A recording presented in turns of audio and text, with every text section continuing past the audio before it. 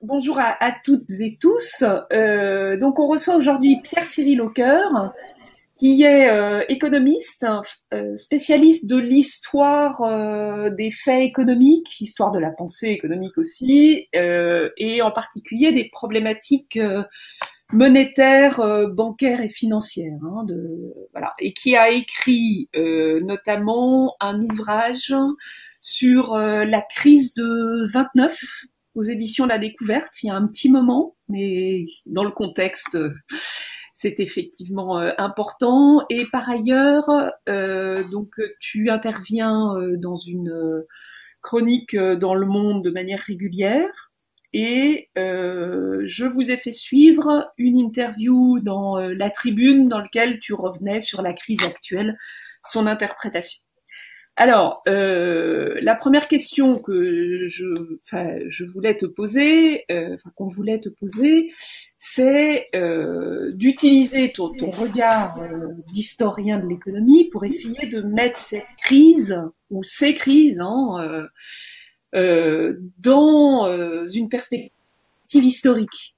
Et notamment, donc il y a eu des comparaisons qui ont été faites à la fois pour la dimension sanitaire de la crise, mais aussi pour les dimensions économiques et financières et monétaires de la crise, des comparaisons avec des grands épisodes passés, en particulier la crise de 29, mais aussi la grippe espagnole, mais aussi la grippe qui a frappé en 69, l'épisode aussi de 68, qui a correspondu à une période de gel un peu analogue à celle que nous sommes en train de vivre de l'économie. Donc, est-ce que tu peux revenir sur la crise telle qu'elle se déroule actuellement au regard de ces grandes crises passées?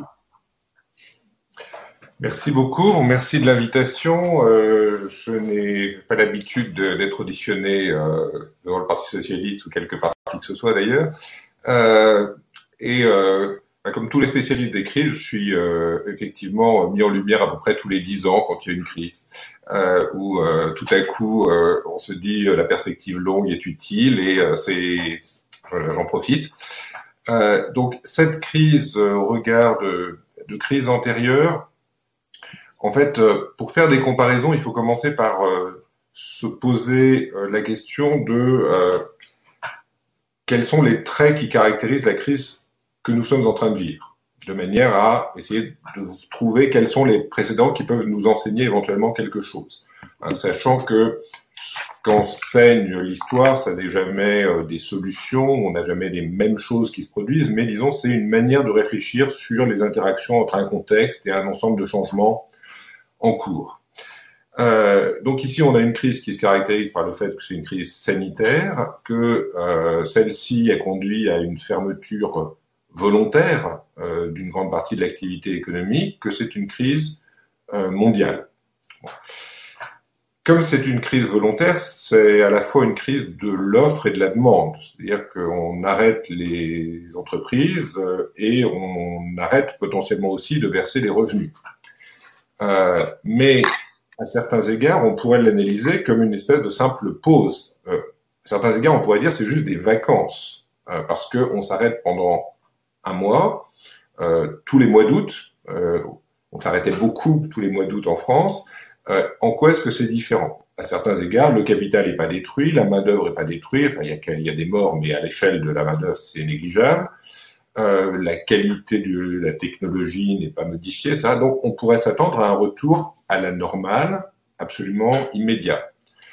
Et dans ce cas-là, le seul problème serait éventuellement un problème de liquidité pour assurer aux personnes comme aux entreprises la possibilité de passer sur une période courte sans recettes, pendant lesquelles il faut quand même qu'ils assurent des dépenses constantes. Donc, si on prend cette perspective-là, qui est celle que je pense à peu près tout le monde a adoptée au départ, on a une crise qui est juste un problème de liquidité momentanée qui n'a pas d'autre effet sur l'économie. Mais évidemment, on s'est aperçu assez vite qu'il y avait des raisons qui laissaient à penser que cette crise ne serait pas seulement une espèce de vacances imposée de l'extérieur de manière imprévue, mais que le retour à la normale n'allait pas forcément de soi. D'abord parce qu'on ne sait pas exactement combien va durer cet épisode sanitaire. Ensuite parce que les comportements des agents économiques peuvent se modifier du fait de ce choc, qui est quand même d'une très très grande ampleur. Ensuite parce que il va y avoir des inégalités dans la manière dont ce choc affecte les différentes catégories de population, et ça va créer une différenciation entre l'après et l'avant. Je pense que les activités comme les croisières, des très gros bateaux, risquent de ne pas reprendre absolument demain. Et puis, il y a ensuite les choix politiques qui sont faits, qui peuvent être des choix politiques de solutions de court terme ou de réorientation de l'économie, qui affectent la possibilité d'un retour à la normale exactement identique.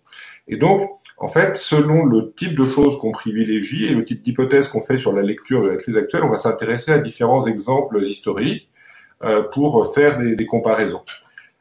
Si on privilégie le choc sanitaire et l'aspect de très court terme, il y a effectivement les exemples que tu as cités de mai 68, de un certain nombre d'épisodes sanitaires comme l'épidémie de grippe dite de Hong Kong de 69, ou je pense plus pertinent encore l'épidémie de grippe espagnole de 1918, qui est à l'échelle mondiale quelque chose de vraiment comparable à ce qu'on voit. Et dans tous ces cas-là, en fait, on peut observer ce qui s'est passé assez bien, on a une connaissance assez détaillée de ce qui s'est passé, sur la mortalité potentielle, sur les effets de cette mortalité sur l'économie, etc. En 1918, on a vraiment une chute du PNB très forte aux États-Unis, où on arrive à la mesurer bien parce qu'on a beaucoup d'indicateurs économiques et où la guerre n'affecte pas beaucoup l'activité économique interne, ce qui n'est pas le cas en Europe. Mais aux États-Unis, on voit une chute de l'activité économique et puis ça remonte presque immédiatement. Ça dure 2-3 mois. Et puis ensuite, on a la crise de fin de la guerre, qui est une crise nettement séparée sur les données à haute fréquence qu'on peut avoir. Et l'impact de cette crise, il est très fort, très soudainement, dans les endroits qui sont affectés, et il est limité ailleurs. Et en fait, la différence principale, c'est quand même qu'aux États-Unis, on a fait la stratégie qui est aujourd'hui envisagée par un certain nombre de gens, mais qui a fait reculer un petit peu tout le monde, qui est la stratégie de laisser les gens se contaminer mutuellement de manière assez massive, puisque finalement, il y a eu des mesures de quarantaine, il y a eu quelques mesures de restriction de l'activité des restaurants, des théâtres, etc. Il y a eu d'exceptionnelles mesures de couvre-feu, mais finalement, dans la plus grande partie des États-Unis, il y a eu assez peu de mesures imposées, et il y a eu 700 000 morts. En France, il y a eu encore moins de mesures imposées parce qu'on pensait que c'était faire le jeu de l'allemand que d'intervenir, et il y a eu 400 000 morts, ce qui faisait 1% de la population, ce qui est quand même assez massif. Et en fait, évidemment, l'économie a été peu touchée parce que finalement, on a pris peu de restrictions à l'activité économique. Donc l'activité économique a été peu touchée, mais on a eu beaucoup de morts. Donc on n'est pas vraiment dans la circonstance actuelle où on considère qu'on essaie de lutter au maximum contre la mortalité, mais inversement, on affecte beaucoup l'activité économique. Et la même chose se présente en 69, où finalement on intervient relativement peu. En fait, on a des crises systématiquement où on n'a pas eu d'énormes impacts économiques. Alors, à ce moment-là, si on regarde des crises dans lesquelles l'activité économique est très fortement affectée, en fait, on doit se retourner vers les crises de court terme plus classiques, typiquement les crises cycliques qui ont donné lieu à une énorme littérature à la fois théorique et empirique depuis Obama, Schumpeter, et on connaît bien ça, et qui montre que à la fois ces crises peuvent faire des dégâts considérables dans l'économie et méritent des mesures, notamment de politique monétaire, de politique budgétaire, pour s'y opposer. Et depuis très longtemps, on a ce genre de mesures, même si on les avait pas forcément toujours bien théorisées. Mais d'un autre côté, il y a un coût qu'on connaît aussi, qui est que ces crises sont en partie liées à un processus de destruction créatrice dans lequel il y a des entreprises qui doivent disparaître pour donner la place à d'autres. Et évidemment, si on investit si on sauve toutes les entreprises, on retarde ce processus-là et ça a un coût des ressources qu'on aurait pu dédier directement à soit un développement par la recherche d'entreprises d'avenir, soit même à protéger la population elle-même. Donc il y a toujours cette espèce d'arbitrage, mais évidemment à court terme, protéger les entreprises un peu quelles qu'elles soient est la bonne mesure. La question c'est combien de temps dure le court terme. Et puis la troisième catégorie de crise pour laquelle on peut s'intéresser, tu le disais, c'est les crises économiques de long terme qui durent un certain nombre d'années. Et là, ça n'est envisageable dans le cas de la crise actuelle que si, par exemple, ça devenait une sorte de maladie endémique dans laquelle, de manière qui dure pendant un certain nombre d'années, on avait une maladie qui revenait régulièrement et qui touche des vagues de la population chaque année, ou une famille de maladies, parce que c'est pas forcément exactement le même coronavirus, mais on peut en avoir d'autres qui reviennent, et peut-être que si la population est fragilisée, elle n'est pas forcément résistante, peut-être qu'on n'aura pas de vaccin qui s'adapte facilement, et donc ça peut arriver. Et des crises longues, évidemment, ça implique des transformations économiques et sociales plus importantes. Et là, je reviendrai plus tôt, ce sera la dernière partie dont on a parlé sur la crise de 29 comme meilleure comparaison pour ce genre de cas. Ceci étant, indépendamment deux questions qui se rajoutent, mais indépendamment des facteurs liés à la durée de la crise sanitaire, tu peux aussi avoir des facteurs endogènes à l'économie, où une instabilité du marché financier générerait un mécanisme de crise. C'est quand même une crainte qu'un certain nombre d'économistes ont aujourd'hui et qui, du coup, nous amènerait sur une crise longue. Et je ne t'ai pas interrogé, mais je le fais là. Est-ce que ça n'a pas de sens aussi de rapprocher ce phénomène de gel dans lequel nous sommes des situations de guerre et des économies de guerre? L'économie de guerre, c'est une économie dans laquelle on mobilise l'ensemble des ressources pour un objectif. Et en fait, on n'a pas de ressources inemployées parce que d'une part, on met des gens au front, ensuite on met tous ceux qui restent dans le service du front, c'est-à-dire fabriquer tout ce qui est nécessaire pour l'armée. Et puis, on importe massivement des ressources de l'étranger pour pouvoir les mobiliser. Donc, on est dans une situation assez différente d'une économie de guerre. On est plutôt dans l'équivalent d'une économie de démobilisation à la rigueur. C'est-à-dire au moment où, à la fin d'une guerre, on démobilise les soldats, on démobilise les industries de guerre, et tout à coup, il y a plein de gens qui n'ont pas d'activité. Mais à la fin d'une guerre, il y a une différence majeure, c'est que on a plein de capital qui soit est détruit, soit n'est plus utile parce que c'était des industries fabriquant des obus, et il y a un coût significatif pour les réorganiser. Donc, normalement, on n'a pas ce genre de problème. On a un stock de capital qui est opérationnel, etc. Le problème, c'est effectivement, est-ce que l'économie se réoriente pour des raisons endogènes ou pour des raisons de choix politiques vers autre chose, ou est-ce que simplement on va redémarrer la même économie?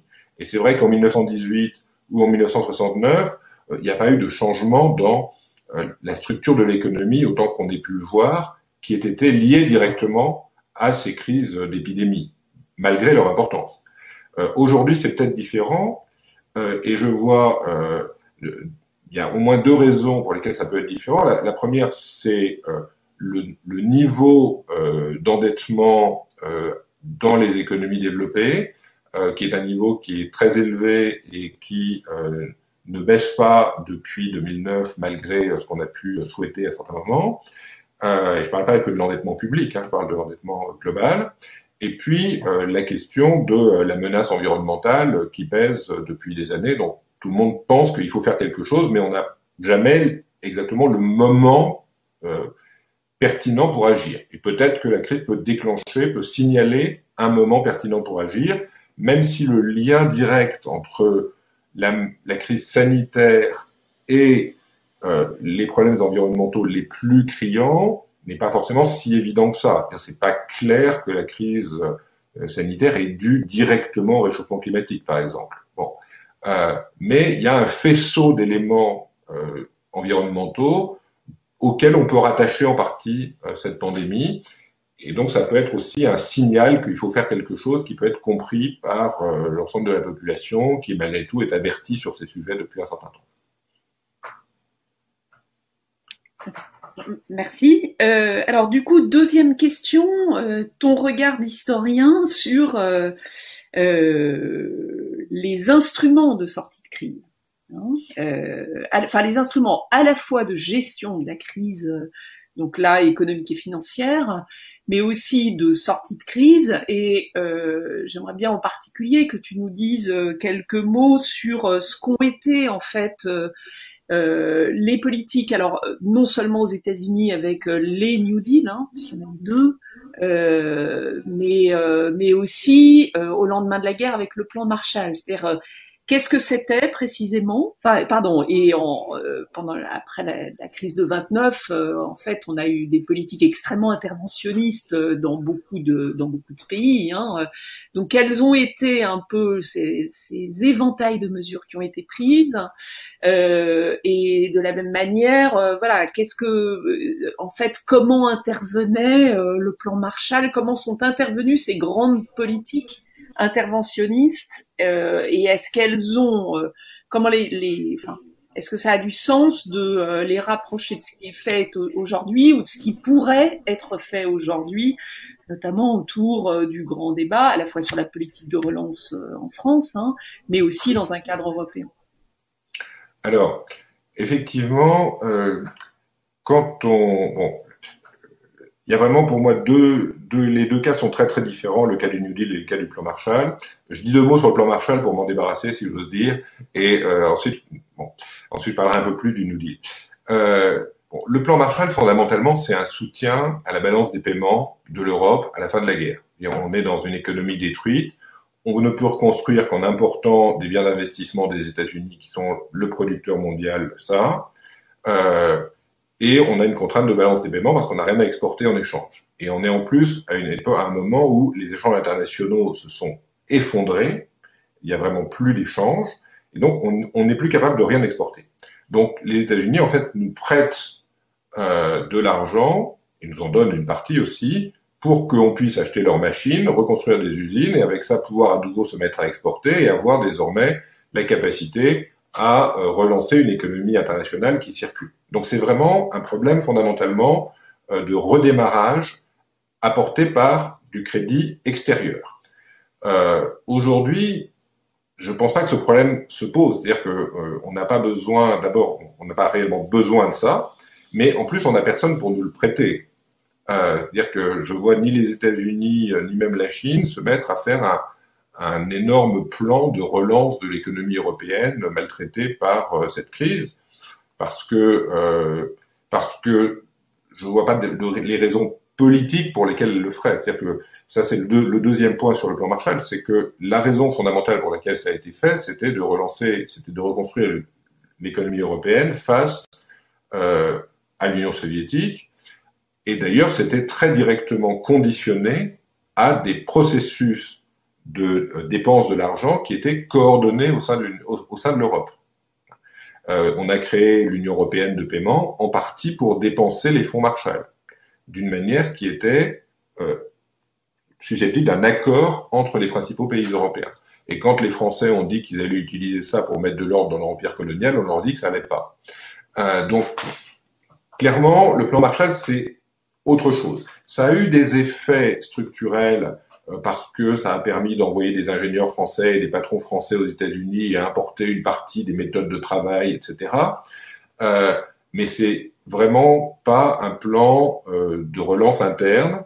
Alors on pourrait imaginer un plan Marshall du nord de l'Europe vers le sud de l'Europe, mais un plan Marshall du nord de l'Europe vers le sud de l'Europe, ça aura comme le plan Marshall de l'époque des conditions politiques. Et je pense qu'on n'a pas réellement besoin d'appeler ça un plan Marshall.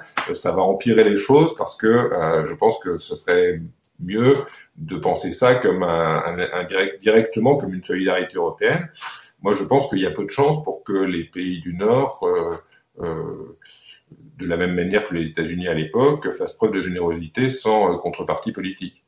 Que je suis pas sûr que les pays du Sud soient prêts à transférer des pouvoirs aux pays du Nord dans le cadre de l'Union européenne ou dans un quelconque cadre autre. Donc, je suis assez sceptique envers la possibilité de jouer sur ce genre de choses.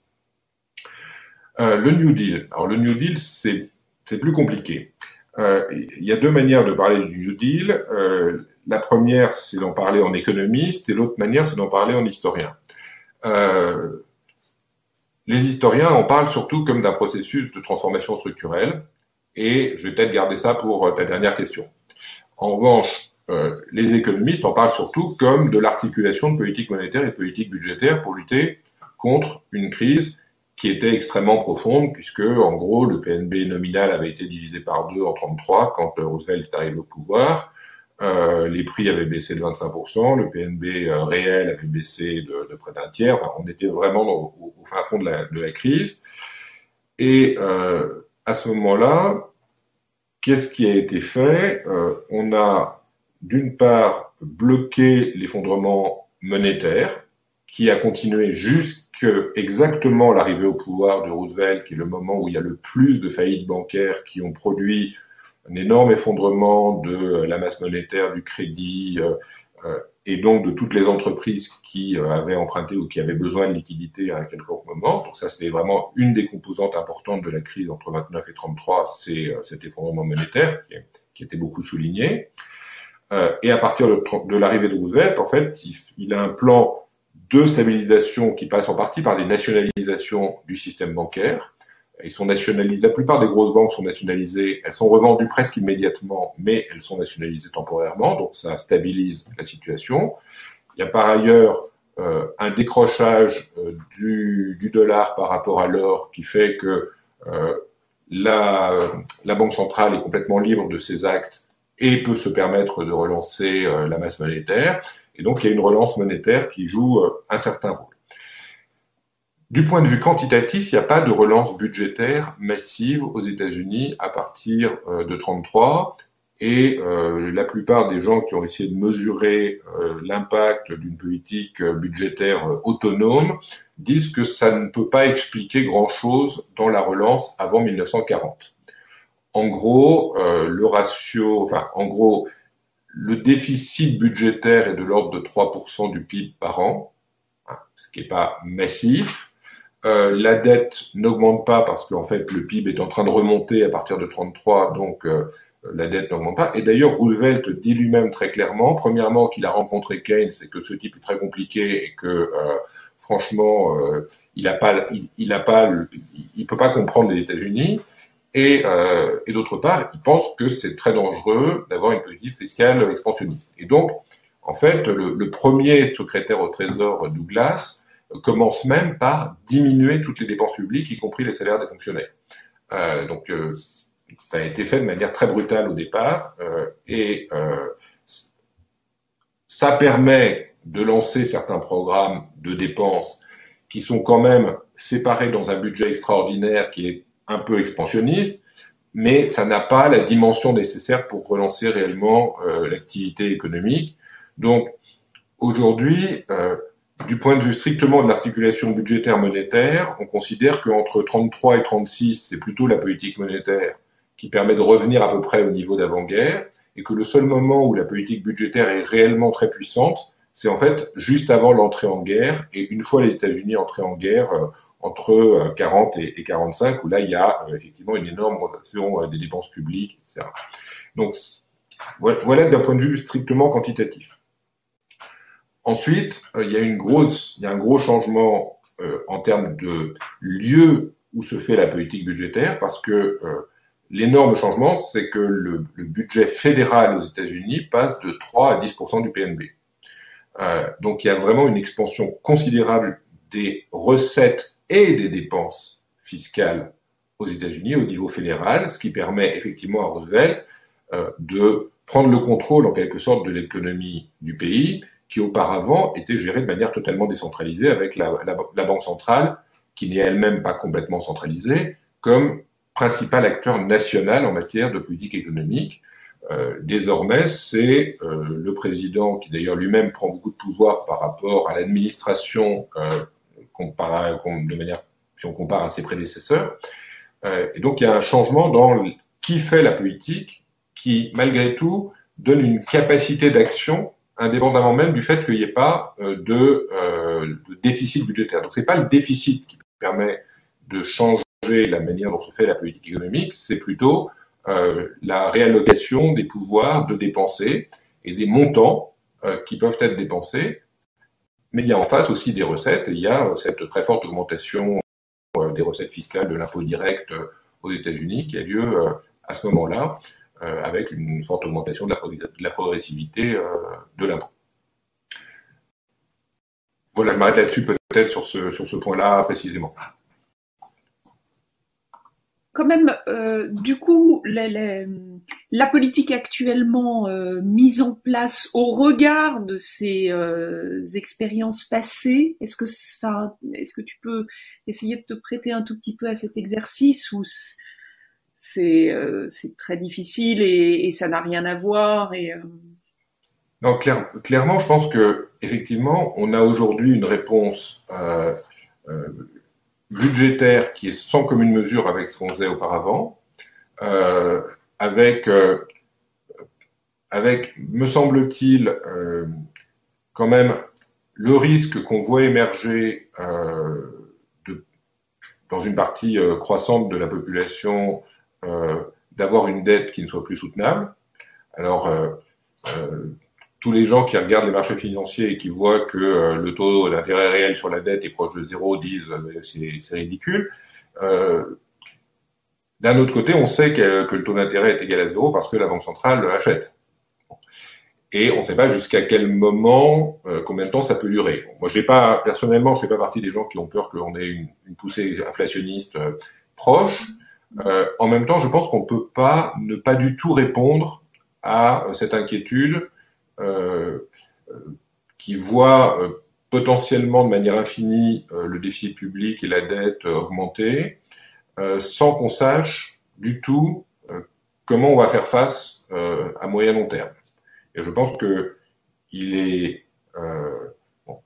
soit on annonce des choses sur le plan monétaire, on va peut-être en reparler, soit on annonce des choses sur le plan fiscal, mais il me semble qu'on ne peut pas juste dire quoi qu'il en coûte, je sauverai tout le monde et je dépenserai 100 milliards cette semaine, 100 milliards la semaine prochaine, et ainsi de suite, parce que tout le monde se dit à un moment, on ne produit pas, donc il faudra bien à un moment savoir qui paye pour les revenus qui sont distribués aujourd'hui. Voilà. Et effectivement, je me demande en plus dans quelle mesure la politique de Roosevelt n'est pas intéressante parce que Roosevelt, en fait, avait fait un arbitrage pour rassurer les classes dirigeantes. Il était à l'équilibre budgétaire. Donc, en gros, il était, au sens, disons, du 19e ou du début du 20e siècle, quelqu'un de raisonnable, au sens où il dépensait pas d'argent comme ça. Alors, la norme de ce qui est la politique budgétaire raisonnable n'est pas la même aujourd'hui en 1933. Donc, il faut prendre ça mutatis mutandis. Mais lui, disons, il a mené une politique budgétaire rigoureuse. Et en contrepartie, il a obtenu une très grande liberté pour mener des politiques autres que budgétaires. Voilà. Et il faut toujours se poser la question de quelles sont les priorités, sur quoi est-ce qu'on veut réellement faire bouger la politique. Et lui, clairement, a choisi d'intervenir de manière beaucoup plus opérationnelle que par les agrégats. Et il s'est dit, je maintiens l'équilibre budgétaire et j'interviens directement sur un certain nombre d'activités économiques. Ça, c'est un point peut-être auquel il faut réfléchir. Ensuite, évidemment, l'autre question, c'est l'intervention monétaire. Bon, à l'époque, il y a eu une intervention monétaire très forte. Aujourd'hui aussi, je pense qu'aujourd'hui, personne n'a réellement de soucis sur le fait que la Banque centrale européenne, mais aussi la Fed, interviendront autant qu'il sera nécessaire pour éviter une crise. En même temps, on a un intérêt collectif à ce que leur crédibilité reste inentamée. Sur la politique,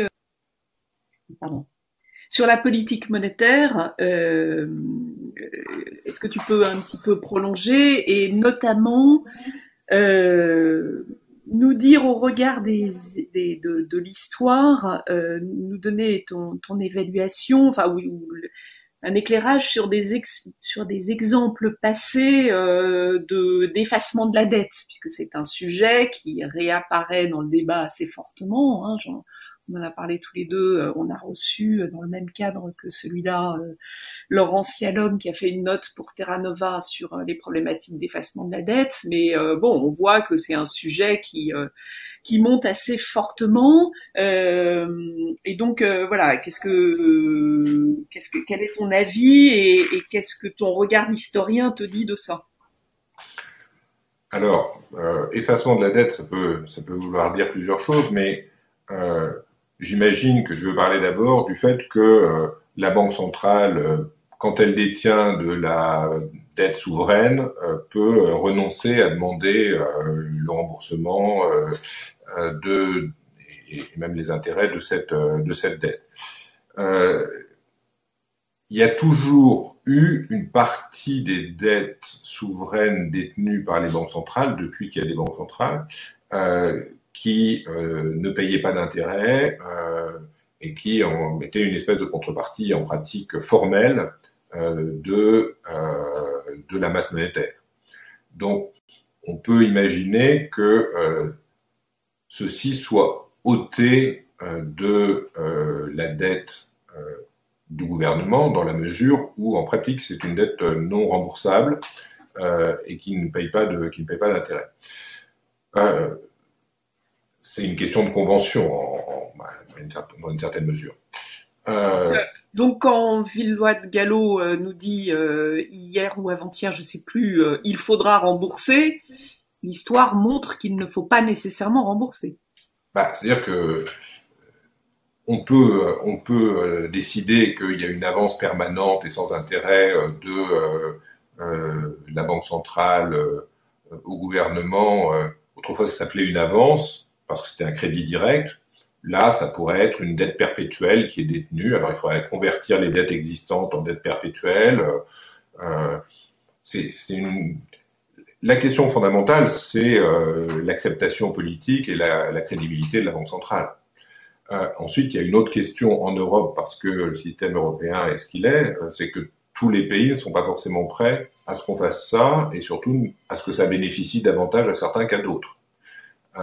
Et si on ne veut pas que ça bénéficie davantage à certains qu'à d'autres, ça risque de ne pas suffire à certains. Donc là-dessus, il y a une difficulté politique, de politique internationale. Mais on pourrait imaginer d'autres.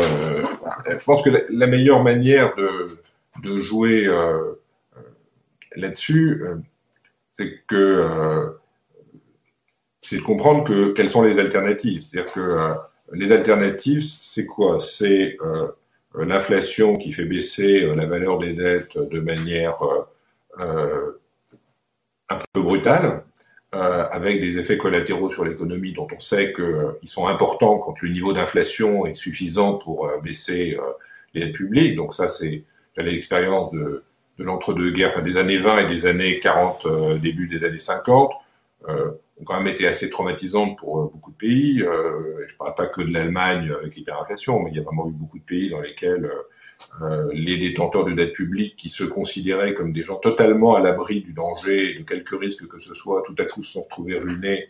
Ça avait quand même des effets sociaux, politiques, etc. très, très graves. Donc personne ne pense aujourd'hui que la solution de l'inflation, c'est-à-dire multiplier les prix par 5 ou 10, hein, pour dire les choses concrètement, soit une bonne solution. Il y a une autre solution que moi je pense qu'on peut examiner, c'est l'impôt sur le capital, parce que c'est une solution qui permet d'être plus juste en termes d'allocation entre les catégories sociales. Dont les exemples historiques suite à des grandes crises sont quoi? Oui, il y a eu quelques exemples d'impôts sur le capital. En Italie, après la Première Guerre mondiale, en République tchèque, il y a eu beaucoup de projets en Angleterre et en France à ce moment-là qui n'ont pas été mis en œuvre réellement, mais c'était extrêmement proche de l'être. Bon. il y a deux arguments. Il y a deux arguments qui ont toujours été utilisés contre, mais qui, me semble-t-il, sont relativement affaiblis aujourd'hui. Le premier, c'est la fuite des capitaux, ce qui est une possibilité, mais qu'on peut quand même surveiller. Le deuxième, c'est un problème de liquidité et de chute des prix d'actifs si tout le monde doit vendre pour pouvoir payer son impôt sur le capital. Et évidemment, si c'est pas la peine que les gens vendent, c'est en fait que l'impôt est tellement faible qu'ils peuvent le payer sur les revenus, donc c'est probablement pas une solution. Mais sur le problème de fuite des capitaux, ça implique probablement de faire une solution qui soit suffisamment coordonnée internationalement pour limiter ce genre de problème. Mais bon, aujourd'hui, il y a quand même des systèmes d'information qui réduisent ce genre de risque par rapport à d'autres expériences. Et puis, il y a quand même une partie significative du capital qui n'est pas mobile. Enfin, je veux dire, et ensuite, pour lutter contre le problème de liquidité, on peut imaginer des solutions de transfert partiel de propriété avec liquidation progressive. C'est des choses qui aujourd'hui sont assez envisageables pour beaucoup de choses. Donc, c'est une autre solution qui évidemment est plus douloureuse immédiatement qu'une solution d'effacement de dette. Mais qui a aussi la vertu d'être extrêmement explicite politiquement et possible quand on fait face à un choc exceptionnel, parce que il n'y a pas vraiment de risque que tout le monde pense, comme c'est le cas habituel pour les augmentations d'impôts, que ça va se répéter à perpétuité, puisque là on a quand même une pandémie dont on peut argumenter que c'est quelque chose d'absolument exceptionnel. Voilà, donc il y a cette possibilité-là qui, à mon avis, peut quand même être regardée. Ok, merci. Alors, troisième registre de questions, peut-être revient un moment sur la mise au regard de la crise financière, même si elle est quand même un peu derrière nous, hein, même si c'est peut-être uniquement transitoire. Hein, on avait eu une discussion il y a un moment là-dessus sur ça s'est stabilisé, mais est-ce que cette stabilisation est transitoire ou est-ce que ça peut repartir si la crise économique s'aggrave? Est-ce que vraiment voilà, les marchés se sont définitivement stabilisés ou ils se sont stabilisés avec l'idée que c'est un confinement qui va durer 2 mois? Bon, donc voilà, essayer de mettre au regard ce qui s'est passé par rapport encore une fois, à des précédents historiques et essayer d'en tirer des leçons pour la gestion de la crise. Alors, bon, là, on a eu une réaction des marchés financiers qui a été plus brutale et plus rapide qu'on n'a jamais observé historiquement, y compris lors de la grippe espagnole, des choses comme ça. C'est-à-dire qu'on a vraiment eu un effondrement des prix sur les marchés actifs et une augmentation de la variabilité des prix en fonction des informations qui tombaient, qui était absolument incroyable. Ça s'est effectivement à peu près calmé depuis que les banques centrales sont intervenues.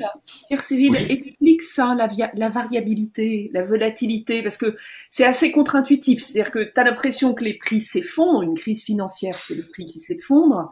Et donc, s'ils s'effondrent, bah, ils sont pas variables. Tu vois, tu as une espèce de tendance lourde. Et donc, essaye de nous rendre compréhensible simplement cette histoire de variabilité des prix dans une crise financière. Alors en fait, dans les situations de très forte incertitude, sur des marchés sur lesquels il n'y a finalement pas énormément d'opérations, on a l'impression qu'il y en a beaucoup, mais par rapport à la quantité d'actifs financiers qui existent, ce qui est échangé chaque jour, c'est une petite proportion. Et donc en fait, certains jours, on a les gens qui sont là, qui sont complètement paniqués et qui vendent à n'importe quel prix. Et puis, le lendemain, on peut en avoir qui se disent « Ah non, mais ça a vraiment trop baissé, donc on rachète », et ça remonte brutalement. Donc, on a des variabilités quotidiennes qui sont très, très élevées. Et ça crée une inquiétude très forte parce que ça crée une inquiétude d'abord chez les gestionnaires d'actifs qui se rendent compte que leur performance va être affectée par le jour auquel ils font une opération, etc. Donc, ils essayent de prendre des opérations de couverture et ça transmet, en fait, cette volatilité sur l'ensemble des comportements du marché financier. Ils sont à la recherche de liquidités extrêmement fortes parce que ils ont en permanence peur d'être forcés à vendre parce qu'ils seraient à court de liquidité. Si leurs propres clients demandent de l'argent liquide et qu'ils ont besoin de vendre au mauvais moment, ils vont perdre énormément et donc être sanctionnés d'une manière ou d'une autre, soit dans leurs propres revenus, soit parce qu'ils seront mal notés par leurs clients. Donc, on a énormément d'inquiétudes qui qui se diffusent à travers les marchés financiers, et c'est un des points qui fragilise beaucoup l'économie parce que ça diffuse auprès de la totalité des acteurs de l'économie une inquiétude qui est simplement liée au départ à une incertitude sur l'interprétation d'un phénomène. Et de fait, au début, personne ne savait si ça allait être un mois de vacances ou si ça allait être une crise économique majeure. Et là, on s'est stabilisé sur quelque chose qui est un peu entre les deux, qui est une baisse de l'ordre de 20%, qui suggère que les gens se disent oui, il va y avoir quand même une trace à moyen terme, mais c'est pas non plus un effondrement. Voilà. L'état actuel, ça dépend un peu des pays, mais enfin l'ordre de grandeur, c'est 15 à 25% de baisse. Sachant que peut-être aussi les gens se rendent compte que simplement la hausse qui avait lieu depuis plusieurs années était finalement exagérée et que c'est simplement une prise de conscience de ça. Mais justement, du coup, ça laisse à penser, parce qu'on avait le sentiment quand même quand on regarde l'évolution des marchés financiers ces dernières années, qu'il y avait un phénomène de bulle qui s'était développé, parce qu'on avait une déconnexion entre l'activité réelle de l'économie et puis l'évolution des marchés financiers. Donc là, on a un rattrapage que tu dis être aux alentours de 20%, qui correspond à la baisse d'activité, ce qui laisse sous-entendre que la bulle n'a pas éclaté, si bulle il y avait. Donc, en fait, je ne sais pas s'il y avait une bulle. Il n'y a pas de bulle au sens où les prix auraient explosé par rapport au profit. Ce qui caractérise une bulle, c'est vraiment si les prix explosent non seulement par rapport au reste de l'activité économique, mais aussi par rapport au profit des entreprises. Là, ce qui se passe depuis des années, c'est que, comme avant 2009, à nouveau, on a une augmentation des profits qui est beaucoup plus rapide que l'augmentation des revenus, avec tous les problèmes d'inégalité qui seront liés à ça, mais qui sont des caractéristiques structurelles de l'économie américaine en particulier. Et tant que cette question structurelle n'est pas modifiée, il n'y a pas de raison que les gens n'aient pas le même genre de prévision sur la poursuite de leurs revenus. Et là-dessus, effectivement, si on avait un changement un peu structurel dans le fonctionnement de l'économie au niveau mondial, on aurait probablement un autre ajustement financier. Mais bon, les ajustements financiers, dès lors qu'ils ne sont pas trop brutaux et qu'ils ne posent pas des problèmes de liquidité tels que ceux qu'on a connus à très court terme, c'est pas très grave. Je veux dire, personne ne se plaint quand la bourse monte beaucoup. Il n'y a pas de raison de se plaindre non plus quand elle baisse beaucoup. Je veux dire, en termes macroéconomiques, ça n'a pas d'effet significatif à part des effets de court terme de liquidité. Le fait que la bourse se porte et fait moins de progrès en France que dans un autre pays ne veut pas dire que l'économie se porte nécessairement moins bien.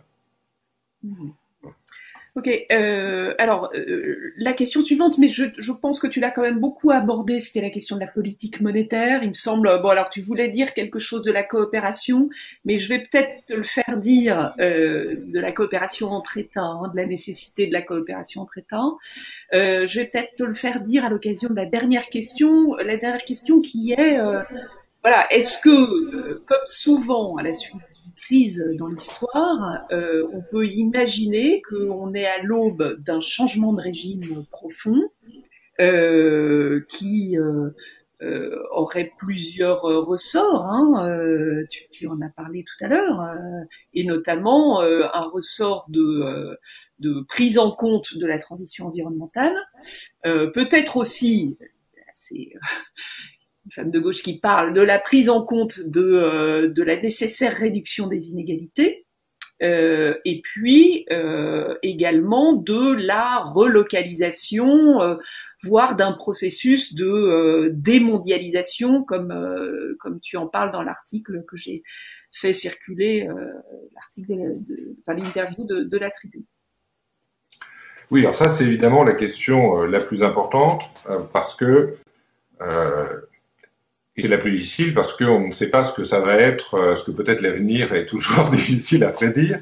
Mais je pense que c'est là-dessus que l'exemple de la crise de 29 est le plus intéressant. Parce que la lecture qu'en font les historiens, c'est pas simplement une crise puis une reprise avec des politiques économiques qui sont employées, c'est surtout une lecture en termes de transformation politique et sociale d'un pays, d'une transformation structurelle, qui se serait faite de manière accélérée, assez rapide, grâce à cette crise. Alors, les conditions sont différentes de celles d'aujourd'hui, hein, mais peut-être qu'elles se rapprocheront d'une manière ou d'une autre. Mais ce qu'on observe dans les interprétations de la crise de 29, c'est que, en gros, les interprétations économiques dominantes depuis Milton Friedman, c'est que c'est un accident de politique monétaire et que dès qu'on a réglé ce problème, on est revenu à la situation antérieure et que la seule chose que le New Deal a fait, c'est en fait de perturber le fonctionnement de l'économie. Alors que la lecture historique de cet épisode, c'est que face à un effondrement de l'économie, il a fallu une nouvelle politique qui change radicalement ce que c'était que le capitalisme américain pour redonner une crédibilité à ce capitalisme même aux yeux des investisseurs, des entrepreneurs, des citoyens, etc. Et de fait, les travaux, par exemple, de Christina Romer actuellement, qui a été quand même au conseil d'analyse économique de Obama, donc c'est pas quelqu'un qui était loin de la politique économique actuelle, suggère que le retournement qui a lieu au moment où Roosevelt est élu et prend ses fonctions en mars 1933, c'est un retournement fondamentalement des anticipations. C'est-à-dire que les gens, à ce moment-là, se disent « ça va changer ». Et il n'y a pas... ensuite, il prend plein de mesures de politique économique très, très radicales, mais les premiers effets ont lieu avant même que ces mesures soient prises. C'est-à-dire qu'il y a un élément, disons, de retour de la confiance qui est très important. Ensuite, effectivement, il fait des changements très radicaux, mais qu'il annonce dès le début. Il dit qu'il va faire des changements importants. Il fait des changements importants qui sont d'abord motivés politiquement. C'est-à-dire qu'il y a une orientation qui n'est pas simplement « je vais gérer au mieux ». Même si c'est un pragmatique et qu'il n'a pas une ligne théorique, mais il a une ligne politique très forte, c'est-à-dire qu'il a des alliés. Ces alliés, ce sont qui? Ce sont les grands syndicats ouvriers et une partie du grand patronat. Ceux-ci s'opposent au reste de la population des États-Unis. Il va aussi soutenir une partie des fermiers, mais il va laisser tomber une grande partie de la population, des petits entrepreneurs, etc. Donc, il a clairement des alliés et il prend des mesures qui sont négociées avec eux. Alors, il y a des mesures qui vont directement bénéficier aux syndicats. Tout ce qui est nouvelle réglementation du travail, etc., ça bénéficie aux ouvriers, aux syndicats, etc.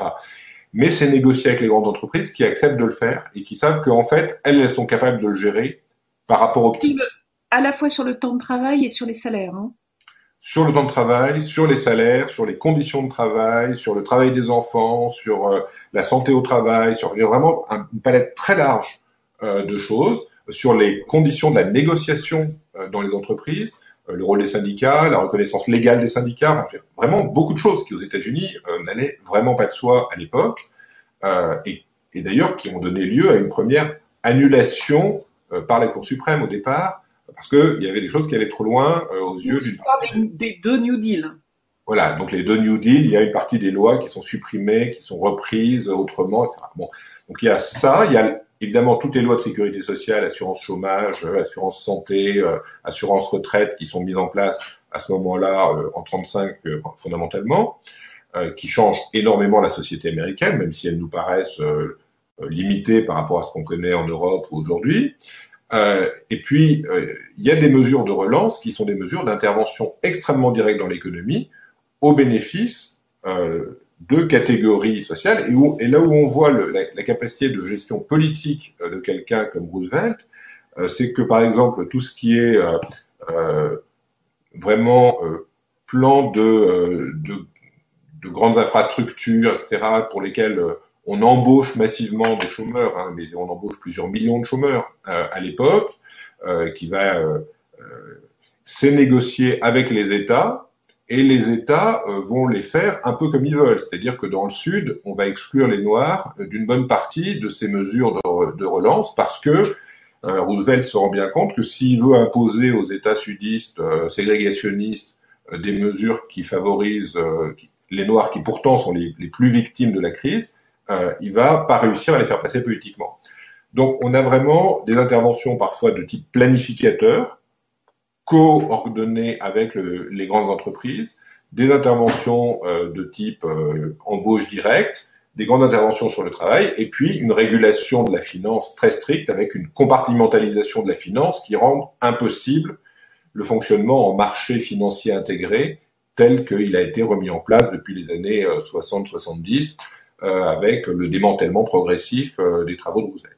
Et d'un point de vue économique, il y a des choses qui sont très critiquées, d'autres qui sont moins critiquées, etc. Mais il y a fondamentalement une espèce de pacte politique qui est construit et qui peut permettre d'intervenir massivement pendant un certain nombre d'années et malgré des oppositions très puissantes au Congrès en partie. Par exemple, il y a des lois qui sont retoquées par le Congrès plusieurs fois, malgré l'opposition de la Cour suprême pour une part pour tout ce qui était un peu trop planificateur et interventionnisme direct. Mais ça a néanmoins conduit à une transformation très très radicale de la société américaine, même si la reprise économique n'a pas été là tout de suite. C'est-à-dire qu'en 1937, il y a encore entre 10 et 15% de chômeurs selon la manière dont on mesure, et il y a une crise en 1937, et le plein emploi n'est vraiment retrouvé que pendant la guerre et grâce à la guerre, je veux dire, pas grâce aux politiques économiques de Roosevelt.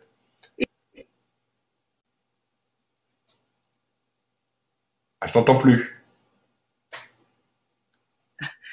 Pardon. Est-ce que, indépendamment du volume et de la répartition, du volume d'activité et de la répartition, il y a une réorientation de la nature même de l'activité économique? Parce que on voit bien que c'est ça notre question aujourd'hui, c'est une réorientation de la nature de manière à faire face notamment aux problématiques de transition environnementale. Est-ce que à l'époque il y a quelque chose d'équivalent ou pas?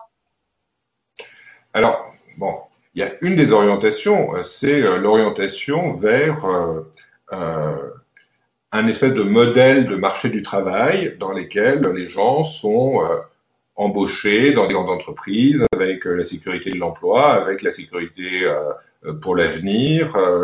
Et ça, à l'époque, c'est ça la modernité.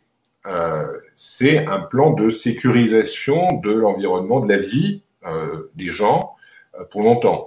Alors, il y a des mesures pro-environnementales prises par Roosevelt, et aujourd'hui, on a tendance à les souligner, mais c'était quand même relativement marginal à l'époque. C'était fait parce qu'il y avait en même temps le Dust Bowl avec les problèmes de poussière massifs liés qui détruisaient complètement une partie des ressources agricoles des États-Unis. Mais son objectif, il a créé des parcs naturels, etc. Mais c'était pas central dans son activité. Son objectif, c'était d'assurer une espèce de modèle notamment de l'homme blanc ayant un bon job, qualifié dans une bonne entreprise et grâce auquel il assurait la solidité de la société américaine. Ça, c'est un modèle qui ensuite a été contesté, mais a duré pendant très longtemps, qui a été renforcé par les politiques de l'enseignement supérieur pendant la guerre et à la fin de la guerre pour les GIs, qui a été... Voilà. Donc tout ça, alors il y avait des laissés pour compte, on sait bien que les minorités étaient laissées pour compte, que les femmes étaient laissées pour compte, etc. Mais ça a été un changement de société extrêmement large, avec une sorte de cohérence et une alliance en fait entre les grandes entreprises et le gouvernement pour développer ce modèle qui s'est ensuite imposé au reste du monde de manière progressive. Alors évidemment, ce modèle, on connaît sa crise depuis un certain nombre d'années, et aujourd'hui, on a d'autres soucis.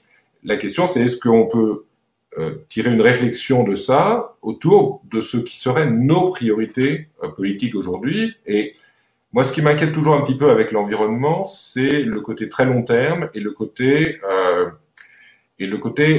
quels sont les bénéfices immédiats, quels sont les bénéfices pour les personnes auxquelles on va néanmoins restreindre des capacités de consommation, etc. Et je pense que s'il faut évidemment faire des choses pour l'environnement, il faut avoir un pacte politique plus large qui ne soit pas lié uniquement à ça.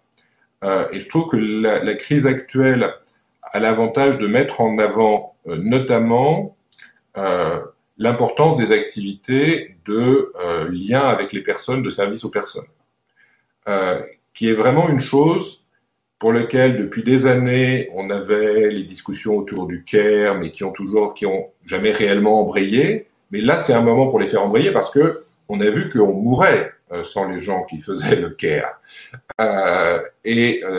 De la même manière, les enseignants, dont on s'est rendu compte que, bah oui, peut-être que malgré tout, ils avaient une certaine utilité, pas seulement, y compris comme garderie des enfants permettant aux parents de travailler. Et donc, on a les chercheurs. Pardon? Rajoute les chercheurs. Les chercheurs font partie des enseignants pour l'essentiel. Voilà. Donc, on a d'autres choses. On a une place de ce fait revalorisable des femmes dans la population active qui est liée à cette manière de repenser les choses. Et c'est pas impossible qu'on puisse aujourd'hui convaincre une partie significative de la population que mettre au centre du développement le développement humain au lieu de mettre le développement matériel ne soit pas un bon projet de société. Et une autre manière très simple de le dire, c'est pourquoi est-ce qu'on ne mesure pas aujourd'hui en termes d'indice de développement humain plutôt que... non, mais on peut le faire. Rien n'interdit à un parti politique de dire que lui, ses objectifs sont mesurés en termes d'indice de développement humain. Et ça veut dire que si on gagne de l'espérance de vie ou si on améliore la scolarisation, on gagne par rapport à un autre programme qui va seulement augmenter le revenu. Et on sait très bien que, par exemple, dans la crise de 29... Excuse-moi, je te coupe, oui. Peut-être que je me trompe, mais est-ce que tu peux juste préciser d'où vient l'idée de l'indice de développement humain qui est derrière et en gros, parce que c'est probablement que tout le monde sait, mais j'aimerais t'entendre et qu'on soit bien d'accord là-dessus. Alors j'aurais dû réviser les détails, mais ça a été développé depuis au moins une vingtaine d'années et notamment par l'ONU. Mais à la suite de travaux d'économistes, disons dans la mouvance de Sen, qui signalaient que il y a une espèce de paradoxe, c'est qu'aujourd'hui, si on avait en France 500 000 morts du Covid, on augmenterait le PNB par tête. Et donc, on aurait très clairement une amélioration de la situation économique apparente, alors même qu'on aurait un désastre en termes humains. Et donc, il y a une espèce de choses à contester.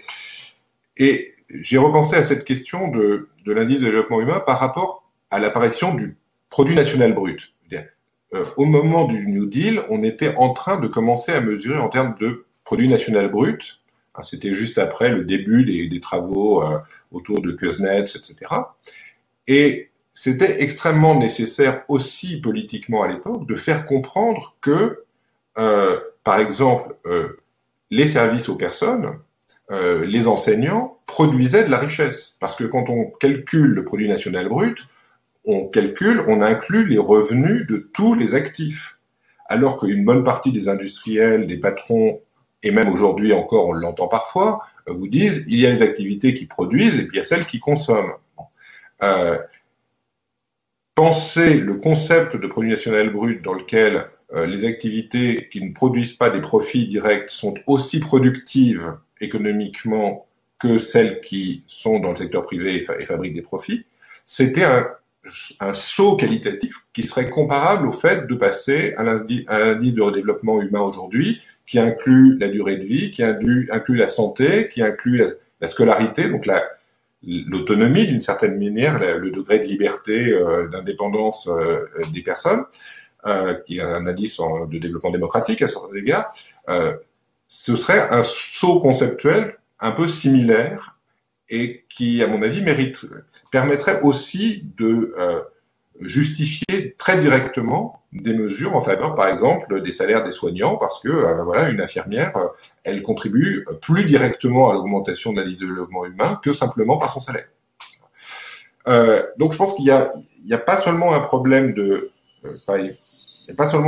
concevoir une politique, mais il y a aussi la question de la traduire en des objectifs qui soient compréhensibles par tout le monde et néanmoins significativement différents de ceux que d'autres pourraient proposer sur le même plan. Voilà. Et ensuite, effectivement, il y a aussi cette question sur laquelle Roosevelt était extrêmement fort, qui était la capacité à faire des alliances et des retournements circonstanciels. Mais là, pour le coup, les universitaires sont très, très incompétents pour ce genre de sujet et je passe. Sur la démondialisation, tu n'as rien dit. Alors, la crise des années 30 s'est accompagnée d'une démondialisation massive qui a duré jusqu'à la fin des années 40 et qui a conduit à la fois des coûts très élevés parce que il y avait plein de produits qu'on importait et qui n'étaient plus disponibles et ça avait des coûts. Et d'un autre côté, ça a permis l'autonomie des politiques nationales. Toutes les transformations qu'a fait Roosevelt ou toutes celles qui ont été faites en France autour du Conseil national de la résistance, etc., étaient extrêmement difficiles à faire dans un monde très très ouvert dans lequel notamment les capitaux pouvaient circuler très facilement. Donc effectivement, on a des questions aujourd'hui sur la mondialisation qui ne sont pas simplement le fait que la mondialisation peut produire des effets négatifs comme des pandémies, qu'elle produit des effets négatifs sur les risques face à des chocs en termes de chaînes de production, d'approvisionnement, etc. Ce sont des choses qui peuvent se régler sans remettre en cause la mondialisation de manière générale, mais aussi cette question de l'autonomie des politiques économiques. Il est clair que actuellement, on sait bien depuis 20 ans que les politiques économiques sont très contraintes par la mondialisation, notamment par la circulation des capitaux, et que à cet égard, moi je ne peux que rejoindre les projets de cadastre du capital, qui sont des outils permettant de veiller ensuite à éviter que les propriétaires du capital puissent faire des choix qui contredisent totalement les politiques économiques qui sont menées. Je pense que ceci devrait faire partie d'un programme européen. Ensuite, on voit bien que c'est pas forcément l'avis des créanciers nets au sein de l'Europe.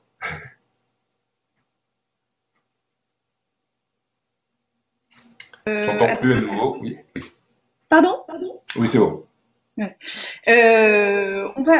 Alors, Boris, donc Boris est là, mais je sais qu'il est. Je suis là, mais ma connexion est tellement mauvaise que je sais même pas si vous m'entendez. Si on t'entend, mais est-ce que tu as une question? Non. Parce que Boris est sur deux trucs en même temps, donc il avait chargé de Aux m'excuser. copains Est-ce que tu veux le soin de poser poser une des question? questions. Non, je laisse aux copains le soin de poser des questions. D'accord, ok. Béatrice Bellet, je crois, a une question.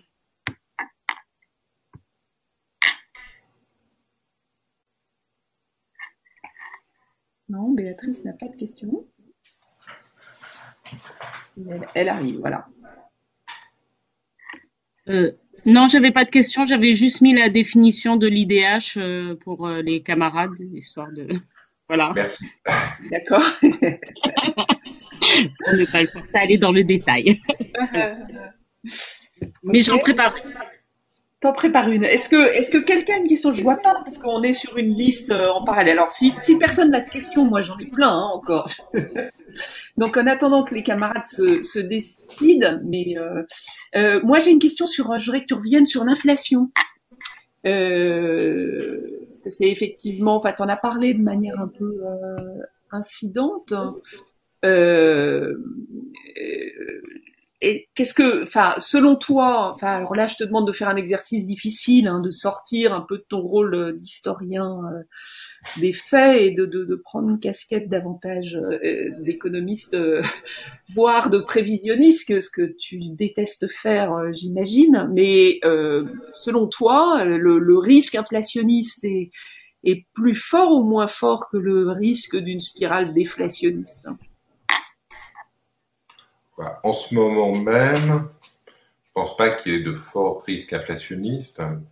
Je pense que les banques centrales sont en mesure de de s'y opposer si ça revenait. Simplement, plus on accumule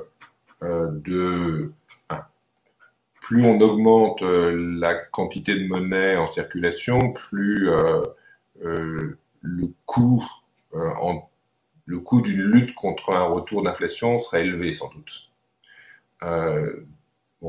Mais alors je pense que vraiment c'est pas un souci immédiat, c'est juste quelque chose auquel on ne peut pas ne pas penser à moyen terme.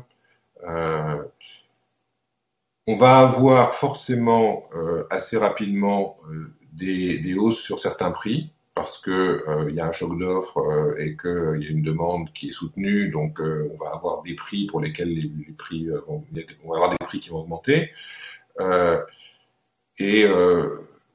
Voilà, il faudrait éviter que la population s'inquiète de voir ce genre de choses et d'en déduire qu'on va lui cacher la hausse des prix ou des choses comme ça. On est à un moment où j'ai l'impression que les rumeurs peuvent facilement arriver et avoir des effets relativement funestes. Alors, je crois que Christine Pires-Baume a une question. Bonjour Christine.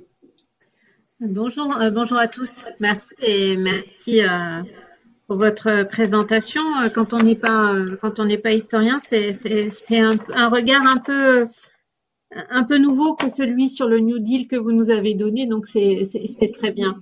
Moi, je voudrais revenir sur les alternatives que vous avez développées. Alors, non pas l'inflation, mais vous avez parlé d'un impôt sur le capital. Alors, j'ai envie de vous demander quel type d'impôt sur le capital, parce que c'est un peu contre-intuitif que de vouloir imposer le capital quand celui-ci se casse la figure en période de crise, et notamment quand le capital est plus constitué de patrimoine financier que de patrimoine immobilier. En revanche, faire appel à un impôt exceptionnel sur les grandes fortunes, sur le grand patrimoine, ça a du sens en période de crise. Mais est-ce que ce serait pas plutôt l'impôt sur les successions et sur les donations qui serait pas à privilégier, puisque là pour le coup finalement on n'a aucun mérite à recevoir, et est-ce que c'est pas celui-ci qu'on devrait mettre en action? Alors l'inconvénient des donations et des successions, c'est que c'est un petit peu tous les ans, à peu près 1% chaque année, et que donc on peut pas le faire de manière soudaine face à un choc comme celui-ci. Donc moi je suis pas opposé à ce qu'on augmente cet impôt-là, mais je pense que c'est pas du même ordre que d'imposer. Oui. Je vous interromps juste parce qu'en fait, c'était pas, je me suis mal exprimée, enfin, ou pas suffisamment sur cette idée-là. C'est plutôt l'idée de changer le paradigme de la fiscalité successorale plutôt que de l'augmenter, mais de dire, finalement, est-ce qu'on peut pas profiter de la crise pour dire qu'il faut changer la façon dont on fiscalise cet impôt-là, qui est en fait une fiscalité à chaque succession, mais qui se place pas sur le rappel fiscal à vie, en fait. Où là, on a besoin de changer de paradigme, mais est-ce qu'on peut pas profiter de la crise pour pousser cette idée? Et qui serait donc un impôt sur les successions. C'est-à-dire qu'on n'a plus d'impôt sur chaque succession, mais qu'on agrège les successions tout au long de la vie et que donc on fait un rappel fiscal à vie. C'est-à-dire que si je reçois un héritage aujourd'hui, je suis imposée sur cet héritage-là. On regarde ce qu'on me donne à ce moment-là.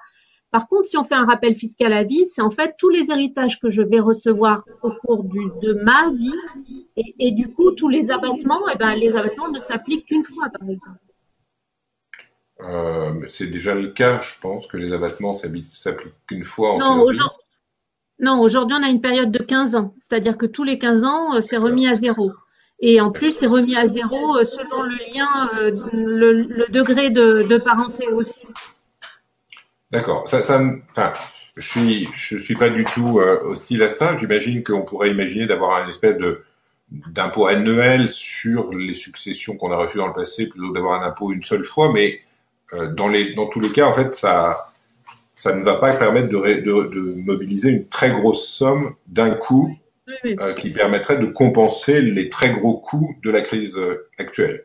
L'idée de l'impôt sur le capital, c'est que on prélève d'un coup un montant tellement important qu'il compense une grande partie des coûts passés. Alors, d'un point de vue de l'analyse économique, l'avantage de l'impôt sur le capital, c'est que il n'a pas d'effet sur les comportements des agents économiques, parce que à partir du moment où on peut leur garantir que ça a lieu qu'une fois, c'est-à-dire que c'est une circonstance exceptionnelle pour laquelle on le fait. Alors, les gens ne sont jamais à 100% convaincus, mais je pense qu'on est dans une circonstance où c'est concevable que les gens soient à peu près convaincus que c'est exceptionnel.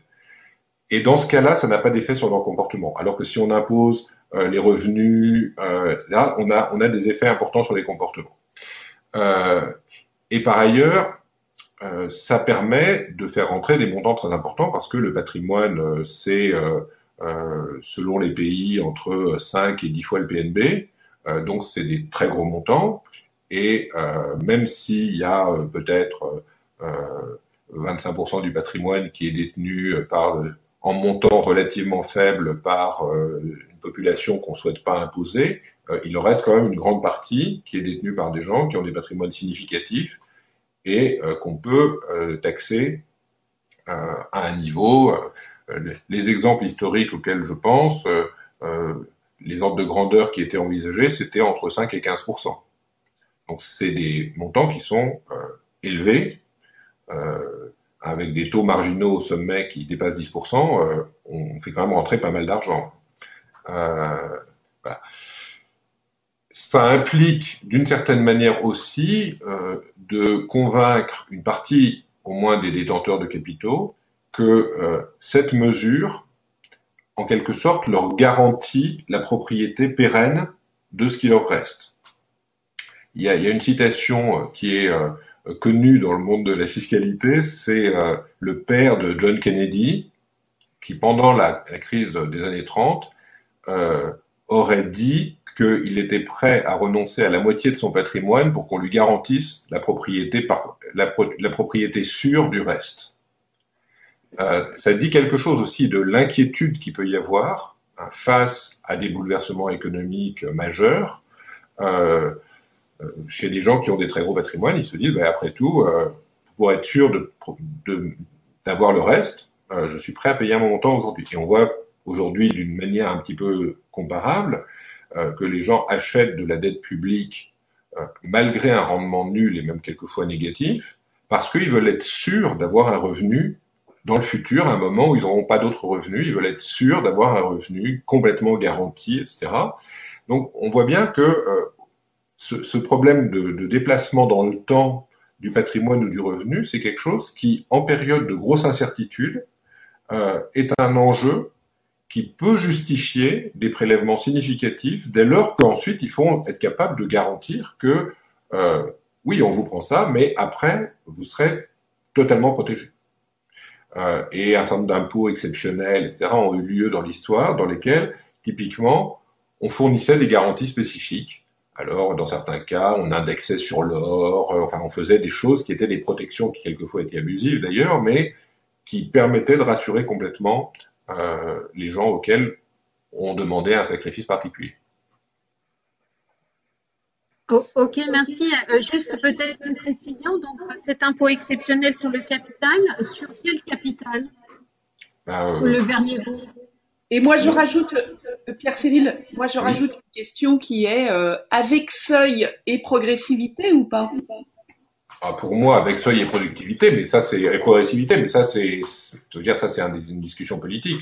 Je pense qu'effectivement, il faut seuil et il faut progressivité, et il faut l'assiette la plus large possible. C'est-à-dire que personnellement, je pense qu'il faut taxer le patrimoine immobilier, le patrimoine mobilier, les œuvres d'art, tout. Parce que sinon, on a immédiatement des fuites devant l'impôt qui perturbent tous les marchés en question sans aucune justification. Et pour éviter les problèmes de chute de prix de gens qui revendent pour pouvoir payer l'impôt, on peut très bien donner à l'État une hypothèque sur les immeubles, donner à l'État une copropriété sur un certain nombre de biens, de manière à ne pas forcer les gens à les vendre immédiatement, en calculant, enfin on peut calculer de manière à ce que on ne crée pas d'incitation dans un sens ou dans un autre qui soit perverse, mais ça peut se faire. Merci beaucoup. Je crois qu'ensuite, alors, il y a Violaine qui a une question qui, donc, Violaine, je ne sais pas Ouais, si tu es là. m'entends-tu? Je suis là. Tu es là, mais on ne te voit pas, mais on t'entend. Ah si, on te voit. Si. Bonjour à tous. Bonjour. Bonjour. Merci pour la clarté des propos, effectivement. C'était très intéressant. Et ça m'a évoqué, j'ai beaucoup entendu le terme de confiance dans ce qui a été dit et la notion de comportement. Et par rapport au parallèle qui était fait avec les différentes crises, ça m'a évoqué quelque chose de purement local dans mon canton, qui est dans Saône-et-Loire. On a eu, au moment de 1918, donc la Première Guerre mondiale, on a eu un camp hôpital américain où il y a eu jusqu'à 100 000 soldats, hein, donc c'est pas, il y en avait une dizaine en France. Et à la fin de la guerre, quand les soldats ont été démobilisés, vous évoquiez tout à l'heure la démobilisation, pour les conserver sur place en Europe et conserver la paix, ils sont restés plus d'une année, je crois, sans avoir rien à faire. Et l'anticipation qui a eu lieu pour les préparer à la suite et préparer leur réintégration aux États-Unis, ça a été de créer une université, en fait, dans ces hôpitaux, a été transformé en université provisoire. Et ça a permis de les préparer, en fait, au retour. Ils ont appris des techniques agricoles européennes. Ça a permis aussi de commencer à préparer les esprits, à intégrer les personnes de couleur parce qu'ils avaient servi et qu'il fallait quand même leur trouver une utilité au retour. Donc ça faisait aussi de la main-d'œuvre agricole qualifiée. Et finalement, ces universités, ici, il y a eu jusqu'à 10 000 personnes, hein, donc de 100 000 malades, dont beaucoup partis du fait de la grippe espagnole, ont été formés. Et donc le parallèle que je faisais avec ça, et je me dis, est-ce que c'est complètement, enfin voilà, je me disais, est-ce que par rapport à cette idée d'aller sur l'indice de développement humain, on n'aurait pas aussi à un moment donné à avoir une politique d'influence, alors je ne sais pas si c'est du nudge ou si c'est autre chose, mais d'influencer les comportements vers un apprentissage. On est dans une période d'inutilité, un peu comme ces soldats qui étaient démobilisés, qui n'avaient rien à faire. Est-ce que nous, avec les moyens de technique à distance, on n'aurait pas quelque chose à jouer en termes d'influence et de préparer les esprits à travailler autrement et à avoir une autre perspective qu'un intérêt financier direct et justement d'amener doucement vers cet indice de développement humain qui ne serait pas purement financier. Je ne sais pas si je suis très claire dans ce que j'explique. En fait. Je vous dis, à partir de ce que j'aurais compris, je pense qu'effectivement, cette crise révèle une chose, c'est effectivement qu'on peut travailler à distance, qu'on peut apprendre à distance, en même temps que c'est potentiellement coûteux, difficile, et que donc il faut s'y adapter, il faut l'organiser. Et là, on est parti dans un truc totalement non préparé, mais ça peut se préparer. Si c'est fait dans de bonnes conditions, c'est potentiellement libérateur pour les travailleurs. Si c'est fait dans de mauvaises conditions, on sait très bien que ça peut être au contraire un nouvel esclavage. Donc il y a vraiment un travail à faire autour de ça qui va nécessairement avoir lieu. C'est-à-dire que si c'est pas le gouvernement et les hommes politiques qui s'en occupent, ce seront les patrons qui vont organiser ça, à la fois du côté formation et du côté travail.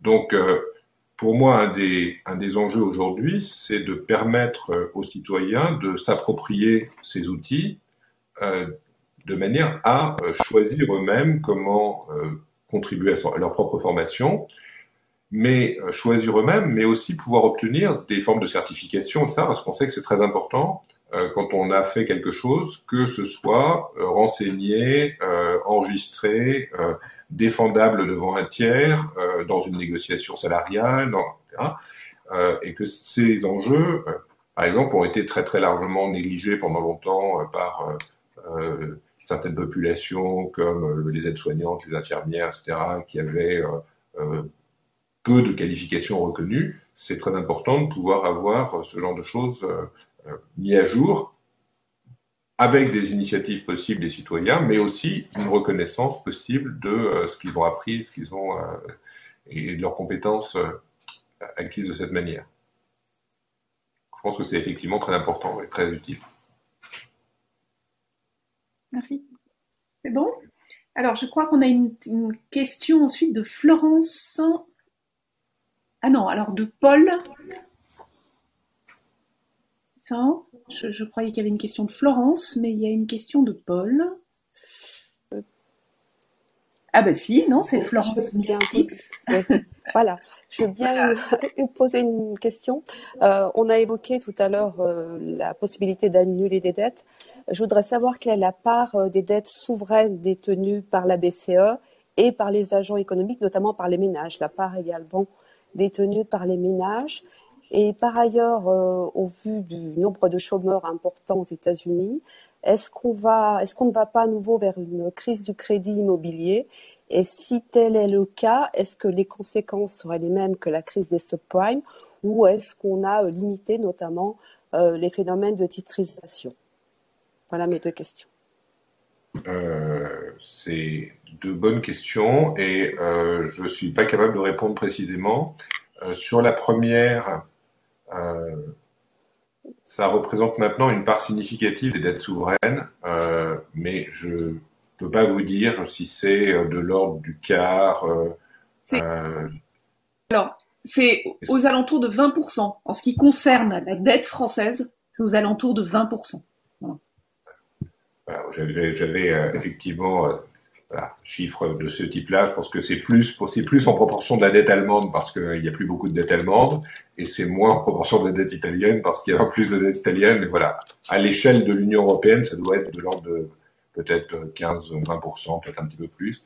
C'est significatif, c'est-à-dire que ça allégerait réellement la charge pour les budgets européens si on annulait ne serait-ce que la moitié ou les 2/3 de cette dette.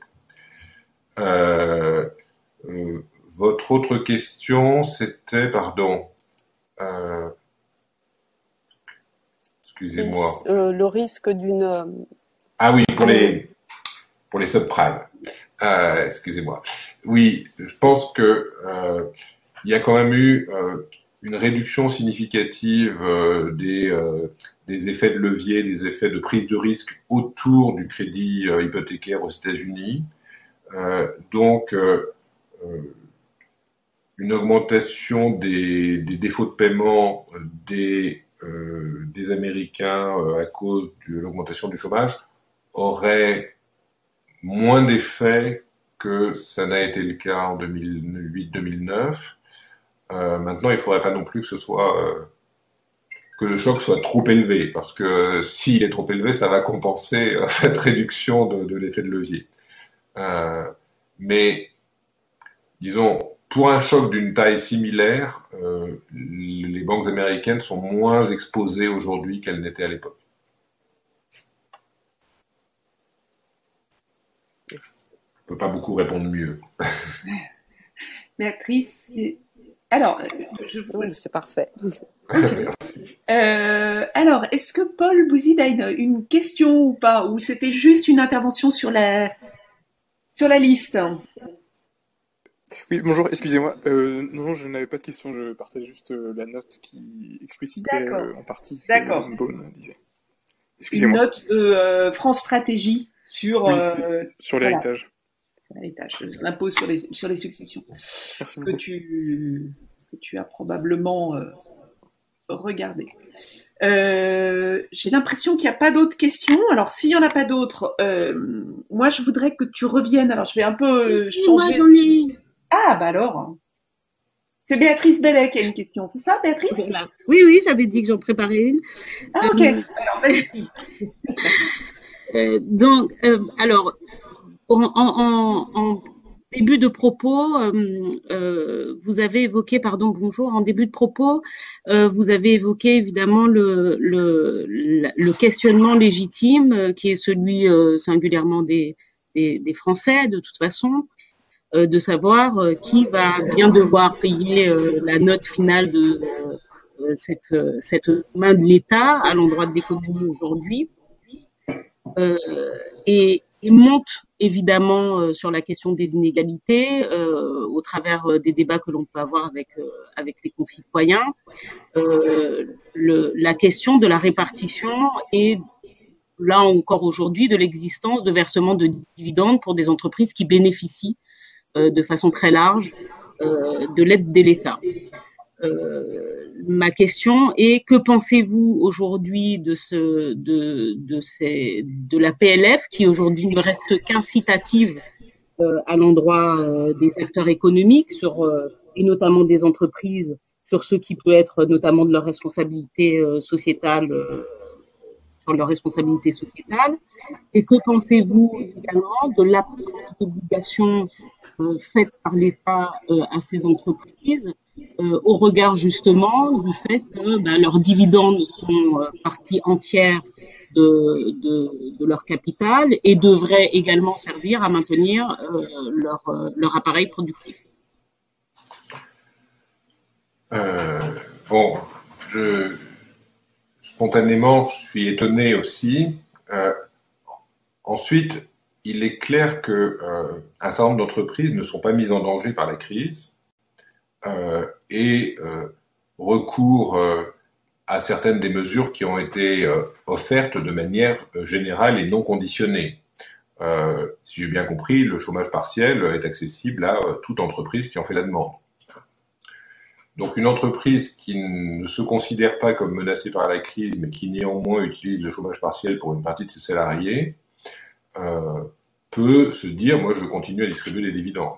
Je pense que c'est une erreur de l'État que de ne pas avoir conditionné le recours au chômage partiel. Alors peut-être que c'était pour éviter que les entreprises préfèrent faire des licenciements secs, et c'est évidemment toujours un risque qui peut se présenter. Il paraît très normal qu'il y ait assez rapidement un regard sur les avantages qui sont concédés aux entreprises et une négociation avec elles sur les contreparties de ces avantages. Faute de quoi, ça peut devenir aussi des participations au capital, ce qui ne serait pas une absurdité quand l'État fait des contributions importantes. Alors, il y a quand même un conditionnement qui est la perte, la preuve apportée de la perte de 30% du chiffre d'affaires. Oui. Mais bon, pour la plupart des entreprises, en effet, singulièrement des grosses, à mon avis, et qui ne sont pas obligatoirement sur des secteurs stratégiques de la santé, de la production d'équipements, ce sera probablement pas difficile à prouver. Oui. Ensuite, je pense que les marchés financiers devraient eux-mêmes sanctionner des entreprises qui distribuent trop de dividendes alors qu'elles sont en situation de fragilité. Parce que le fait qu'à l'avenir, elles vont être à nouveau soutenues par l'État si la situation se détériore à nouveau n'est pas garanti, et pour le coup, elles peuvent mettre en danger leur existence. Et d'ailleurs, a contrario, les marchés financiers n'ont pas sanctionné les entreprises qui ont coupé leurs dividendes. Ce qui montre qu'en fait, ils ont d'un côté perçu qu'effectivement ils touchaient un peu moins à court terme, mais d'un autre côté qu'ils étaient plus protégés, que finalement leurs revenus restaient dans l'entreprise mais n'étaient pas plus menacés, et donc finalement que c'était pas forcément une mauvaise politique d'entreprise, même d'un point de vue strictement privé, que de que de garder les dividendes de l'entreprise plutôt que de les distribuer. Avec même le gouvernement danois là qui vient d'annoncer, et la Pologne a fait aussi, alors la Pologne c'est pas vraiment un exemple, mais en tous les cas le gouvernement danois vient de conditionner ses aides non seulement aux dividendes, mais également à la fiscalité la localisation dans des paradis fiscaux. Et donc il y a vraiment une piste sur la conditionnalité des aides sur laquelle le gouvernement paraît très très très en retrait, et ça s'est vu là tout récemment avec l'épisode sur la conditionnalité, non pas sur ce genre de critères, mais sur des critères de réorientation environnementale, quoi, hein, avec l'amendement qui n'a pas été voté là récemment, et où ils ont mis un truc totalement flou, qui n'est absolument pas engageant, et donc ils sont en train de rater, en dépit des grandes déclarations de Macron, une réorientation possible par ce biais d'un certain nombre d'entreprises qui sont des entreprises clés en termes d'émissions de gaz à effet de serre. Il y a Daniel Goldberg, pardon, qui a une question.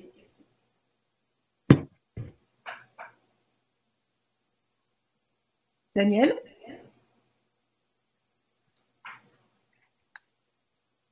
Alors, il faut que... Daniel?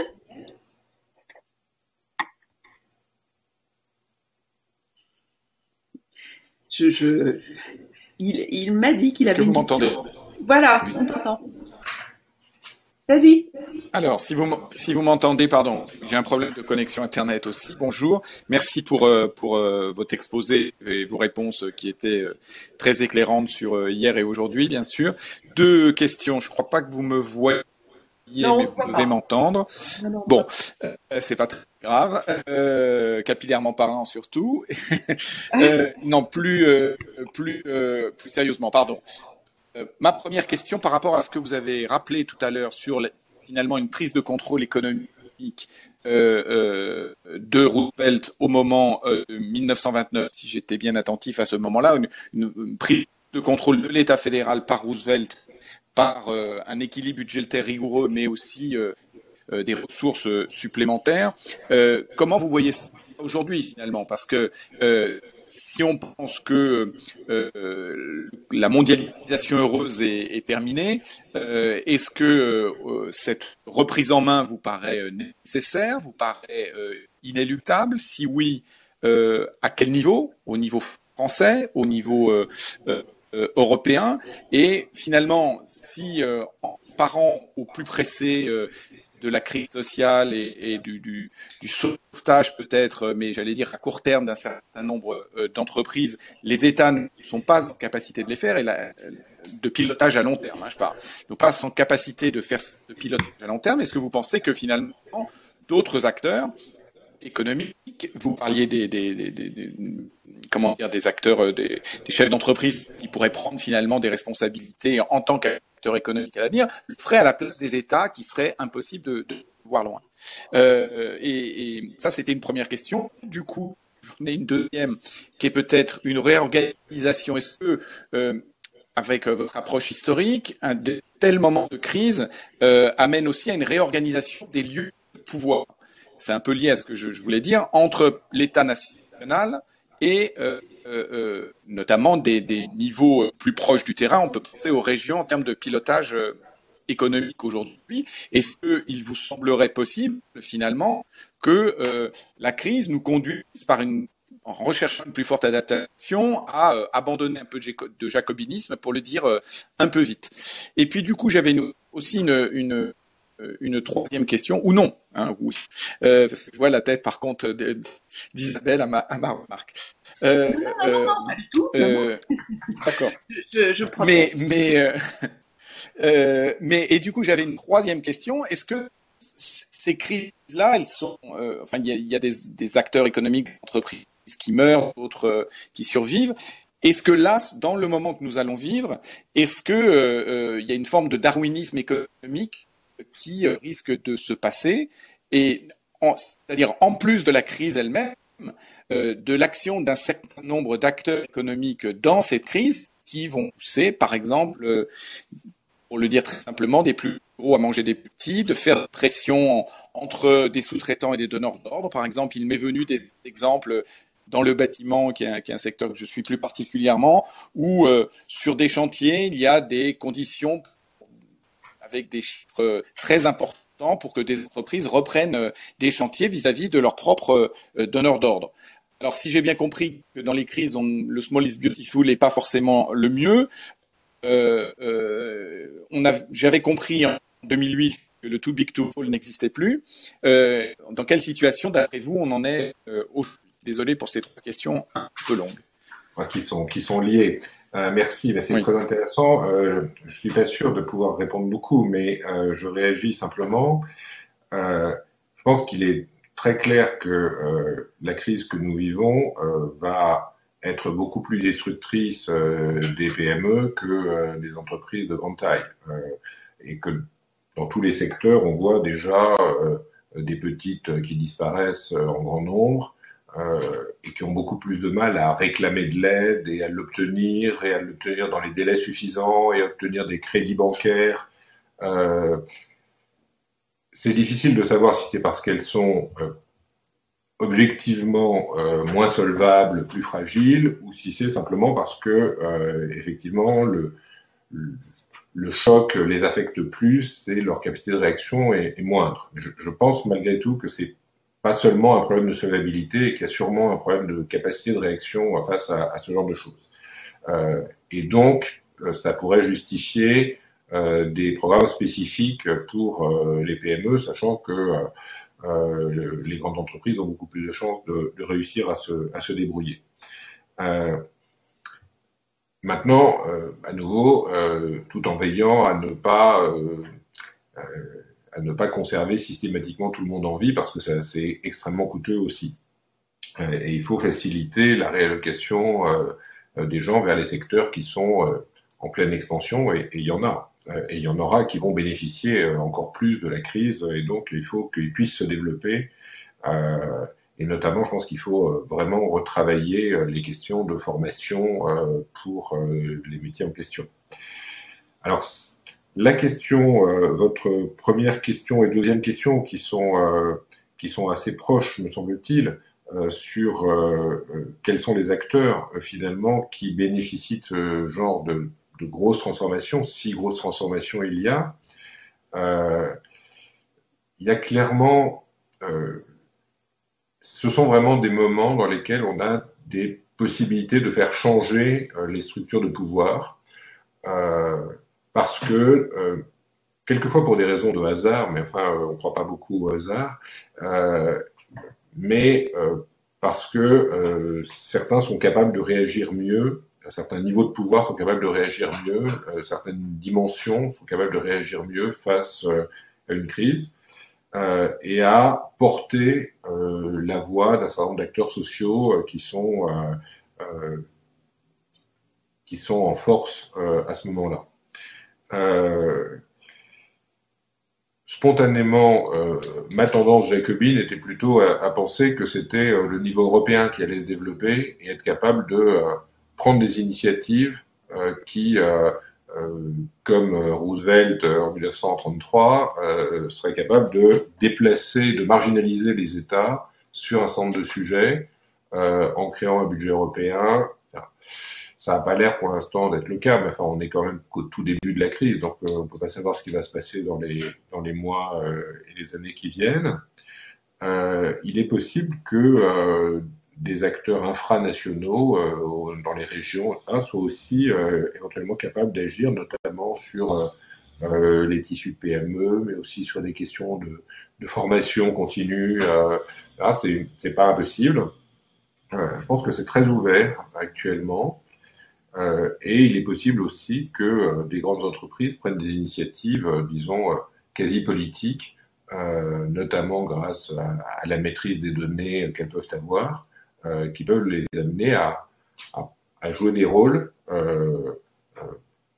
Par exemple, on pourrait imaginer que sur des questions de santé, elles réussissent à récupérer même de manière volontaire de la part des citoyens des informations qui leur permettent d'offrir des services qui ne sont pas entièrement offerts.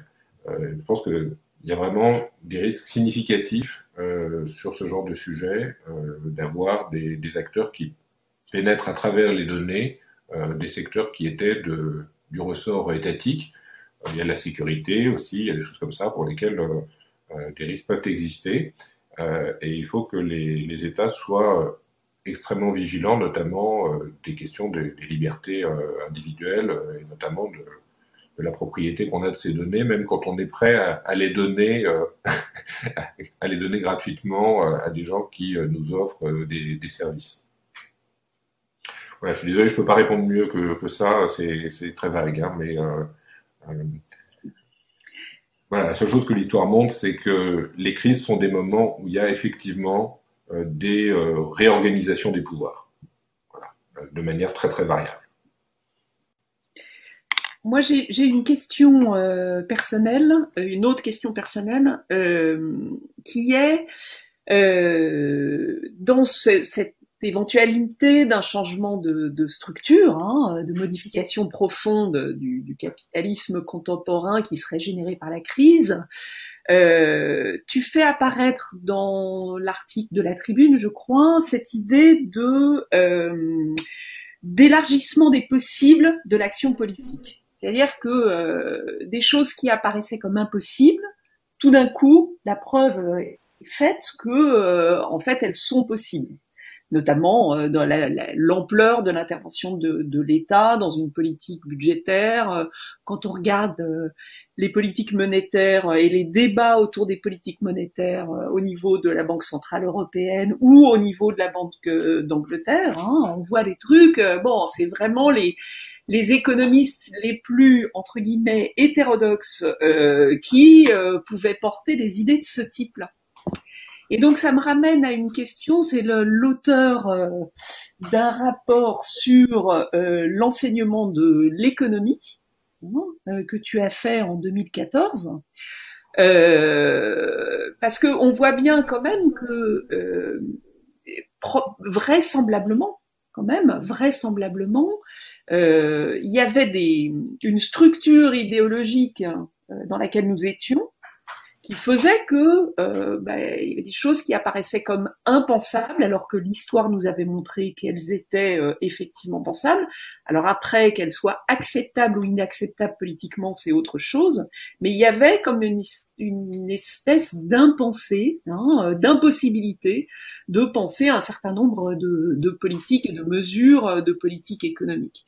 Et vraisemblablement, la nature de l'enseignement de l'économie et l'absence d'enseignement d'économie et de culture économique de beaucoup de nos concitoyens. Moi, je suis extrêmement frappée, par exemple, sur ce que tu disais tout à l'heure, sur le fait que, en fait, la dite dépense publique, dans la dépense publique, en fait, il y a le salaire notamment d'un certain nombre de fonctionnaires qui sont créateurs de richesses. Et que c'est pas simplement de la dépense publique qui vient peser sur les vrais créateurs de richesse qui seraient le secteur privé. Enfin, ce genre d'idées qui sont des choses qui, lorsqu'on les explique, apparaissent quand même de manière relativement convaincante. Nos concitoyens les ont pas du tout en tête, n'ont aucune idée des grandes masses économique sur la question de la fiscalité, la nature de l'impôt. Quand on entend mais il faudrait que tous les Français payent des impôts, qu'on sait que le premier impôt c'est la TVA très largement, et que donc tous les Français payent des impôts, on voit bien qu'il y a une espèce de méconnaissance profonde de l'économie. Et donc voilà, je voulais t'interroger là-dessus. Qu'est-ce que tu en penses ?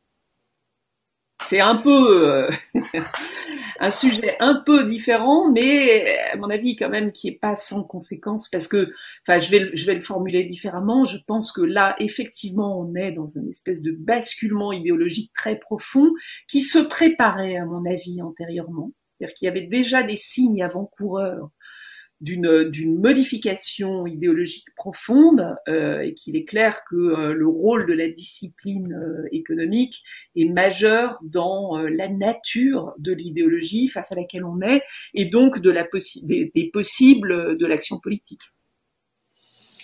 Oui, alors je suis entièrement d'accord que c'est une discipline qui est organisée autour du pouvoir et avec une faible capacité à remettre en cause ce qui sont les normes dominantes à un instant donné.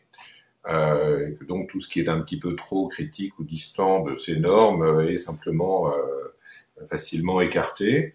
Moi, j'ai toujours fait le pari qu'on pouvait le réintroduire, que c'était qu'on pouvait réintroduire des tas d'éléments critiques. Moi, j'essaie de le faire à travers l'histoire, on peut le faire de différentes manières. Est-ce que ça implique une modification de cet enseignement plus fort et impulsé par l'État? Je ne sais pas. Peut-être que j'enseigne à un endroit où il y a des gens influents qui sont capables de faire bouger un petit peu les choses, même si peut-être pas assez. C'est pas facile de savoir exactement comment faire autrement. C'est ça la difficulté.